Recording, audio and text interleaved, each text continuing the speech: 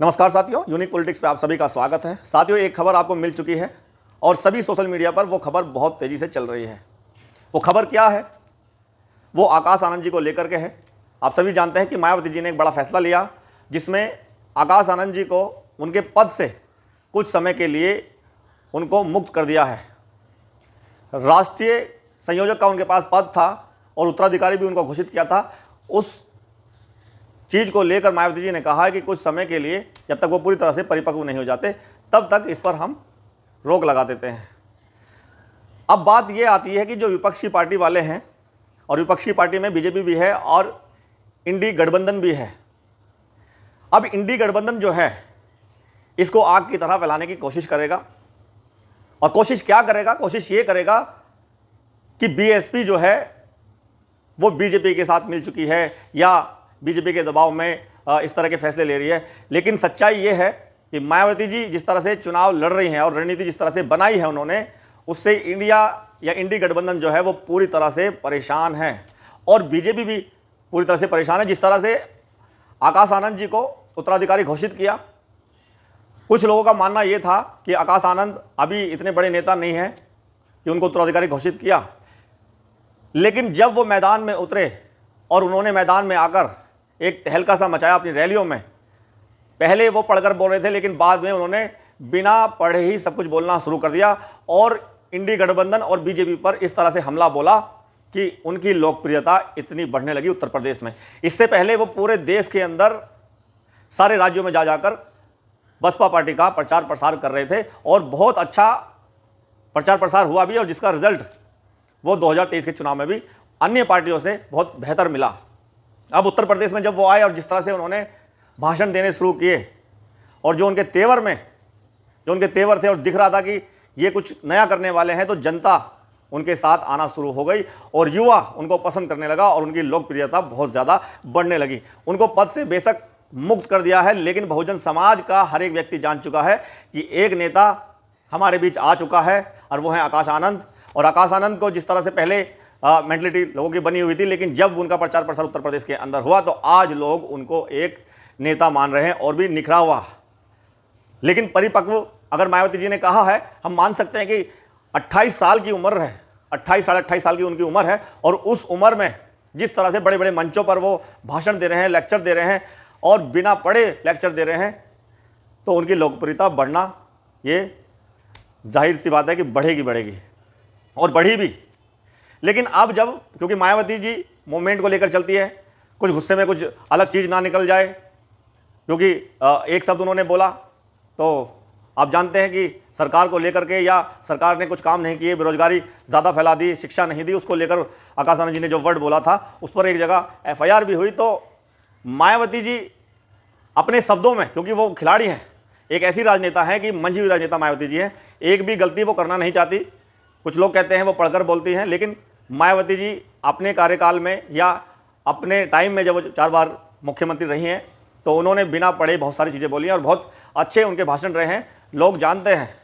लेकिन आज अगर वो पढ़ के बोल रही हैं तो एक भी जरा भी मिस्टेक वो नहीं करना चाहती किसी चीज़ को लेकर के, तो वो संविधान के दायरे में रहकर सारी चीज़ें करना चाहती हैं। इसीलिए मायावती ये चीज़ जान चुकी हैं कि आकाश आनंद जी को जो उत्तराधिकारी घोषित किया था, अब बहुजन समाज उनको अपना नेता मान रहा है और मायावती जी का वो फैसला सही मान रहा है। ये मायावती जी की रणनीति है कि उनको अभी कुछ समय के लिए उनके पदों पर रोक लगा दी है, लेकिन सच्चाई ये है कि इसका बहुत अच्छा परिणाम आने वाला है।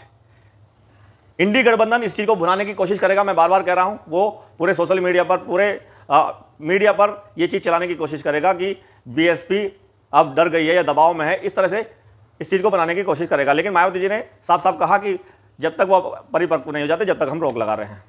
लेकिन इसका फायदा आकाश आनंद जी को मिलने वाला, क्योंकि एक शेर की तरह बहुजन समाज के लोग उनको देख रहे हैं कि आकाश आनंद एक शेर की तरह दहाड़ रहे हैं और जिस तरह से उत्तर प्रदेश की हर रैली में वो दहाड़े हैं विपक्ष के खिलाफ, और उसमें बीजेपी और इंडी गठबंधन दोनों के खिलाफ उन्होंने जिस तरह से बोला है, तो एक माहौल बीएसपी के पक्ष में बना। इसीलिए मायावती ने जहां भी रैलियां की, आपने देखा कि इतनी भीड़ आ रही है कि दूसरी पार्टियों की इतनी भीड़ नहीं है जितनी मायावती जी की रैलियों में आ रही हैं। और आकाश आनंद जो एक युवा नेता हैं, वो जहां जनसभा कर रहे हैं तो उनकी रैलियों में भी बढ़ चढ़कर भीड़ आ रही है। आज आकाश आनंद जी से मिलने के लिए हर बहुजन समाज का व्यक्ति चाहता है, जिस तरह से मायावती जी से मिलना चाहता है, उनको देखने के लिए तरसते हैं। तो जब से वो उत्तर प्रदेश के अंदर आए हैं और जिस तरह से उन्होंने अपने भाषण दिए, तो सारे के सारे लोग उनको अपना नेता मान रहे हैं और चाहते हैं कि वो उनको देखें। तो लोकप्रियता तो आकाश आनंद की बढ़ चुकी है, लेकिन हमें इस बात को समझना है कि बहकाव में बिल्कुल नहीं आना। बीएसपी बड़ी मजबूत हो रही है और बीएसपी ने बीजेपी और इंडी गठबंधन दोनों की, हम कह सकते हैं कि दोनों से अकेले चुनाव लड़ रही है। जहां इंडी गठबंधन इतनी सारी पार्टियों के साथ पूरे देश में चुनाव लड़ रहा है, या उत्तर प्रदेश में भी गठबंधन के साथ लड़ रहा है, बीजेपी एनडीए के साथ गठबंधन में चुनाव लड़ रही है, लेकिन बीएसपी की राष्ट्रीय अध्यक्ष मायावती जी अकेले अपने दम पर चुनाव लड़ रहे हैं। ये खुद में बड़ी बात है। जहां लोग ये सोच रहे थे कि उनको कुछ मिलने वाला नहीं है, उनका वोट परसेंट कम हो सकता है, सीटें नहीं मिलेंगी, लेकिन अपने दम पर ही उन्होंने आज ऐसा माहौल बना दिया है जिससे कई सीटों पर बीजेपी और इंडी गठबंधन को टक्कर देती है और उनकी अकेले अपने दम पर सीट निकल रही है। जब ऐसा होगा, अकेले अपने दम पर उनकी सीट निकलेगी, तो बहुजन समाज के लोग, मुस्लिम समाज के लोग, पिछड़ी जाति के लोग और जो बीजेपी के खिलाफ हैं, वो लोग ये देखेंगे कि जब बीएसपी अकेले अपने दम पर इतना सब कुछ कर सकती है, अगर ये किसी के साथ गठबंधन में होती तो एक तरफाई ये जीत हासिल कर सकती थी। इसीलिए फिर सारे के सारे लोग जो हैं वो बीएसपी के साथ आना पसंद करेंगे। और यही नहीं चाहता इंडिया या इंडी गठबंधन, बिल्कुल नहीं चाहता।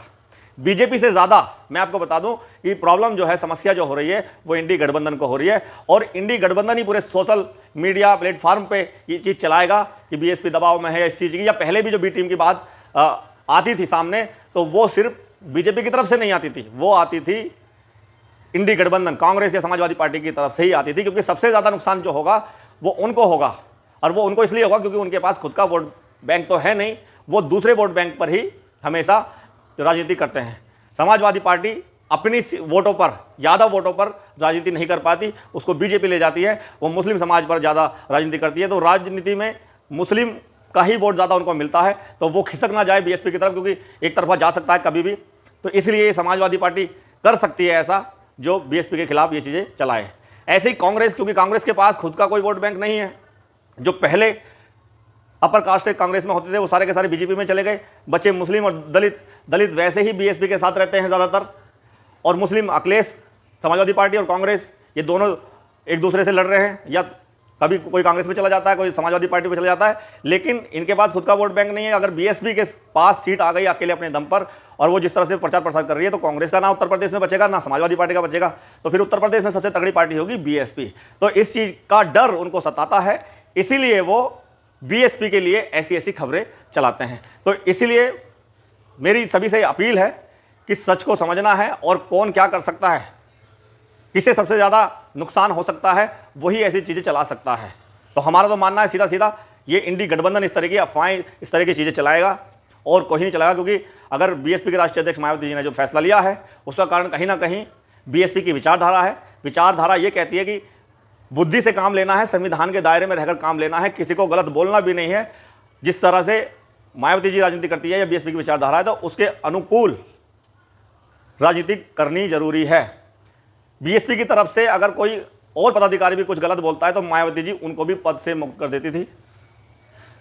यहां पर बहन जी ने कोई भेदभाव किसी प्रकार का नहीं किया। अगर कोई गलती या कोई चीज़ ऐसी लगी है, या मायावती जी आने वाले चीज़ को लेकर सोच रही है, तो ये उन्होंने बिल्कुल सही फैसला लिया है। लेकिन लोकप्रियता और ज़्यादा बढ़ने वाली है, हमें ऐसा लगता है।